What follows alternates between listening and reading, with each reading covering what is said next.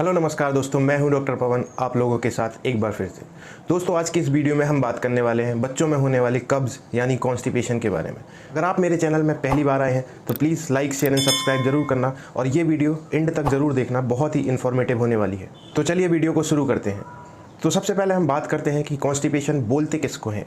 तो इसमें मेन है delay and difficulty in defecation. Means ऐसे बच्चे जिनमें स्टूल पास करने में कोई डिफ़िकल्टी होती हो, जैसे कि बच्चा स्टूल पास करते समय बहुत ज़्यादा रोता है, उसका फेस लाल हो जाता है और उसका स्टूल हार्ड होता है। तो इस तरीके की अगर कोई भी डिफ़िकल्टी हुई या डिले का मतलब जैसे कि बच्चा 1 से 2 दिन तक स्टूल पास नहीं करता, ये डिपेंड करता है एज वाइज फ्रीक्वेंसी पे कि बच्चा एक दिन में कितनी बार, किस एज पे कितनी बार बच्चा स्टूल पास कर सकता है। अगर आपका बच्चा उससे कम स्टूल पास कर रहा है या 2 से 3 दिन में एक बार स्टूल पास करता है, तो ऐसी कंडीशन को हम कॉन्स्टिपेशन बोलते हैं। तो अब हम यहाँ पे बात करते हैं कि नॉर्मल एज वाइज बच्चों में फ्रीक्वेंसी क्या हो सकती है। जैसे कि जो भी बच्चे 1 महीने से नीचे हैं वो बच्चे दिन में 3 से 4 बार स्टूल पास कर सकते हैं, और ऐसे बच्चे जो 1 महीने से 1 साल है, ऐसे बच्चे 2 से 3 बार दिन में स्टूल पास कर सकते हैं, और जो बच्चे 1 साल से ज़्यादा है वो एटलीस्ट 1 से 2 बार स्टूल पास कर सकते हैं।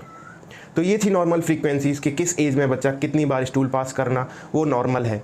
अब हम बात करते हैं कि कॉन्स्टिपेशन के रेड फ्लैग साइंस क्या होते हैं। रेड फ्लैग साइंस मतलब ऐसे साइंस इसको देख के आप ये पता कर सकते हैं कि क्या मेरे बच्चे को सच में कॉन्स्टिपेशन है या नहीं। तो ऐसे रेड फ्लैग साइन में सबसे पहला है हार्ड स्टूल। हार्ड स्टूल मतलब आपका बच्चा अगर टाइट लैट्रिन पास करता है तो ऐसी कंडीशन में उसको कॉन्स्टिपेशन हो सकता है। मैंने यहाँ पे बगल में एक चार्ट लगाया हुआ है जिसमें आप स्टूल की कंसिस्टेंसी देख के आप ये पता लगा सकते हैं कि क्या आपके बच्चे को कॉन्स्टिपेशन है या नहीं। जैसे कि इसमें सबसे पहला है कि अगर बच्चे का स्टूल बिखरा हुआ ऐसे कठोर गांठों जैसा है तो ये सीवियर कॉन्स्टिपेशन है। ऐसे ही बहुत सारे टाइप के स्टूल्स आप इसको देख के भी पता कर सकते हैं कि आपके बच्चे को कॉन्स्टिपेशन है या नहीं। हार्ड स्टूल के अलावा बच्चे का एब्डोमिनल पेन यानी बच्चे को पेट में दर्द हो सकता है। बच्चा 2 से 3 दिन बाद स्टूल पास करता है।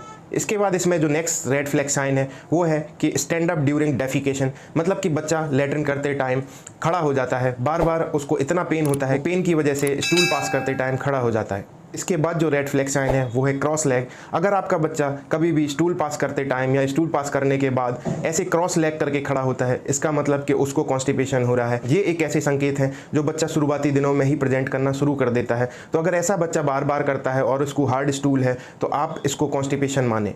इसके बाद जो सबसे इंपॉर्टेंट और जो सबसे ज़्यादा कॉमन पाया जाने वाला कॉन्स्टिपेशन का रेड फ्लैग साइन है वो है हाइंड बिहाइंड द फर्नीचर और कॉर्नर। मतलब कि बच्चा ऐसे फर्नीचर्स के पीछे छिप जाता है, पर्दे के पीछे छिप जाता है, या फिर बच्चा स्टूल पास करने के बाद चुपचाप कॉर्नर में जाके छिप जाता है। तो अगर आपका बच्चा ऐसा करता है तो ये रेड फ्लैग साइन है कॉन्स्टिपेशन के।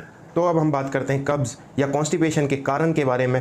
तो इसमें सबसे पहला कारण है टॉयलेट ट्रेनिंग। टॉयलेट ट्रेनिंग क्या होती है, कब इसको इंट्रोड्यूस करना चाहिए, इसमें किन किन बातों का याद रखना चाहिए, इस पर मैं एक अलग से वीडियो बना रहा हूँ और उसको चैनल पे अपलोड कर रहा हूँ। अगर आपके बच्चे को कॉन्स्टिपेशन है तो टॉयलेट ट्रेनिंग का वो वीडियो जरूर देखें जो कि चैनल पर उपलब्ध है। इसके बाद जो दूसरा कारण हो सकता है जो कि बहुत इंपॉर्टेंट है, एटलीस्ट बड़े बच्चों में ये बहुत ज़्यादा इंपॉर्टेंट है, वो है बैड डाइटरी हैबिट्स। जैसे कि जो बच्चे ज़्यादा बाहर की चीज़ें खाते हैं, हाई फाइबर डाइट नहीं लेते हैं, ऐसे बच्चों में ये कॉमनली होने की संभावना ज़्यादा होती है।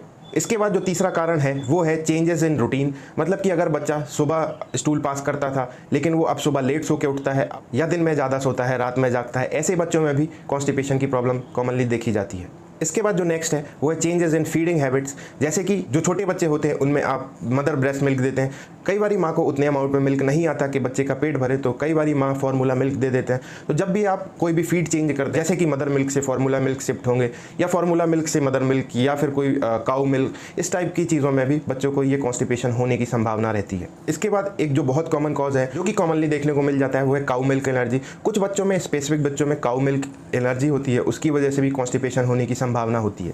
इसके बाद जैसे कि फैमिली हिस्ट्री, अगर किसी बच्चे की फैमिली में इस टाइप की कोई भी हिस्ट्री है, उनके पेरेंट्स को, उनके दादा दादी को, नाना नानी को इस टाइप की कोई भी प्रॉब्लम रेगुलर और क्रोनिक कंडीशंस में है, तो ऐसे बच्चों में भी ये होने की संभावना रहती है। इसके बाद जो बहुत ही इंपॉर्टेंट कारण है वो है मेडिकल इशूज़। कुछ ऐसी मेडिकल कंडीशन जैसे कि उनमें कॉमनली है सीलियक डिसीज, टाइफाइड या और भी बहुत सारी ऐसी कंडीशंस हैं जिसमें ये हो सकता है।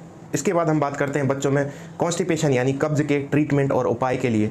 तो ट्रीटमेंट या उपाय जानने से पहले हमें यह जानना बहुत ज़रूरी है कि कॉन्स्टिपेशन कितने टाइप का होता है। कॉन्स्टिपेशन कॉमनली 2 टाइप का होता है, एक्यूट कॉन्स्टिपेशन और क्रोनिक कॉन्स्टिपेशन। एक्यूट कॉन्स्टिपेशन हम किसको बोलते हैं? एक्यूट कॉन्स्टिपेशन अगर 1 महीने से कम की बच्चे को दिक्कत है, ये जो दिक्कत है अभी करंटली शुरू हुई है, जो कि डाइट की वजह से भी हो सकती है, जो कि किसी और वजह से भी हो सकती है, वो एक्यूट कॉन्स्टिपेशन में आता है। अगर बच्चे को 1 महीने से ज़्यादा ये दिक्कत परसिस्ट कर रही है तो ये कॉन्स्टिपेशन क्रोनिक कॉन्स्टिपेशन कहलाता है। अगर बच्चे को को 1 महीने से ज़्यादा कॉन्स्टिपेशन है और ये काउंटर होता है क्रोनिक कॉन्स्टिपेशन, ऐसी कंडीशन में बच्चे के डॉक्टर को दिखाना ही ज़्यादा बेटर ऑप्शन है, क्योंकि ऐसी कंडीशन में कोई भी मेडिकल कंडीशन होने की ज़्यादा संभावना होती है। तब बच्चे के डॉक्टर इनको अच्छे से जांच करेंगे या जो भी प्रॉपर ट्रीटमेंट होगा उसके लिए वो किया जाएगा। अगर आपके बच्चे को एक्यूट कॉन्स्टिपेशन है तो ऐसी कंडीशन में हम क्या करें ताकि बच्चे के इस कॉन्स्टिपेशन को हम ठीक कर सकें। तो इसमें सबसे पहला है कि अगर बच्चा 2 से 3 दिन तक स्टूल पास नहीं करता है और उसको ये पहली या दूसरी बार हुआ है, तो ऐसी कंडीशन जनरली मार्केट में एनीमा या ग्लिसरीन सपोजिटरी होती है। अकॉर्डिंग टू एज बच्चों को ग्लिसरीन सपोजिटरी आती है, वो आपको बच्चे के एनल एरिया लैट्रिन के रास्ते में उसको इंसर्ट कर देना है और लगभग आधे घंटे का इंतजार करना है। उसके बाद बच्चा स्टूल पास कर देगा। तो इससे क्या होगा, जो बच्चे को अभी करंटली दिक्कत थी जिसकी वजह से बच्चा सफर ज़्यादा कर रहा था, वो दिक्कत उसकी तुरंत सॉर्ट आउट हो जाएगी। उसके बाद जो आप कर सकते हैं वो ये है कि जैसे कि डाइटरी चेंजेस में मैंने यहाँ पे एक चार्ट डाला हुआ है कि आप बच्चे को क्या क्या चीज़ें दे सकते हैं। आप इसका स्क्रीनशॉट ले सकते हैं और उसको जूम इन जूम आउट करके पढ़ सकते हैं।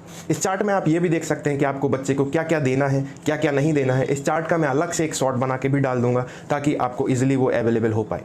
इसके अलावा जो हम कर सकते हैं वो एक प्रॉपर रूटीन है कि बच्चा सुबह 7 बजे स्कूल जाता है तो वो 6 बजे उठना शुरू कर देते ही उसको वॉशरूम ले जाया जाए और एक ही पर्सन उसको, जैसे उसकी माँ है, अगर वो उसको मोशन पास कराती हैं तो रोज़ उनको ही जाना चाहिए। ऐसा रूटीन सेट करने से उसकी आदत चेंज हो जाएगी और कॉन्स्टिपेशन दूर हो जाएगा।